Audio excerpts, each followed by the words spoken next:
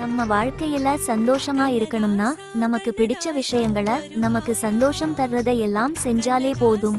நம்ம மனசு எப்போவுமே நம்ம கிட்ட பேசிக்கிட்டே தான் இருக்கும். நாம தான் நிறைய நேரம் அது பேசுறத கேட்கறதே இல்ல. மனசு நம்ம கிட்ட சொல்லுற ஒரு சில விஷயத்தையாவது கேட்கலாமே. அழகு அப்படிங்கறது நம்ம வெளித்தோற்றத்துல இல்ல, நம்மளோட நல்ல எண்ணங்கள்ல தான் இருக்கு. நம்ம சுத்தி இருக்கிறவங்க நம்மள பத்தி சொல்லுற எல்லாத்தையும் நினைச்சு கவலைப்படக்கூடாது. அது நம்மோட சந்தோஷத்தையும் மன நிம்மதியையும் கெடுத்துரும். லைஃப்ல நாம ஒரு சக்சஸ்க்காக பண்ணுற முயற்சிய எப்பவுமே கைவிடக்கூடாது. கடைசி வரைக்கும் முயற்சி பண்ணிக்கிட்டே இருந்தா கண்டிப்பா ஒரு நாள் வெற்றி நிச்சயம்.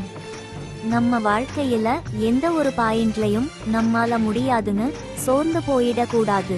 நம்ம லைஃப் நமக்கானது, அத மற்றவங்களுக்காக வாழவும் கூடாது, விட்டுறவும் கூடாது. லைஃப்ல பாஸ்ட்ல நடந்த எந்த ஒரு விஷயத்தையும் நம்மால மாத்த முடியாது. நடந்தது நடந்ததுதான். சோ அத அப்படியே அக்செப்ட் பண்ணிக்க கத்துக்கணும்.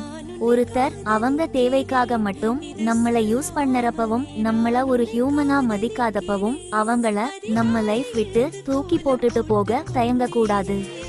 ஒருத்தர் ஒரு விஷயத்த வேற யாருக்கிட்டயுமே சொல்லாம நம்ம கிட்ட மட்டும் சொன்னா அவங்க கூட எப்பவும் டச்ல இருக்கணும். ஏன்னா அவங்க நம்மள நம்புறாங்க.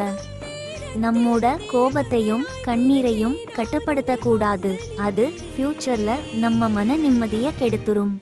அதையே நம்ம லைஃபுக்கு யூஸ்ஃபுல்லா எப்படி மாத்துறதுன்னு பார்க்கணும். நடக்கிற எல்லாமே நல்லதுக்கு தான். இத எப்பவுமே மறக்க கூடாது. அப்போ நாம எப்பயுமே சந்தோஷமா இருப்போம்.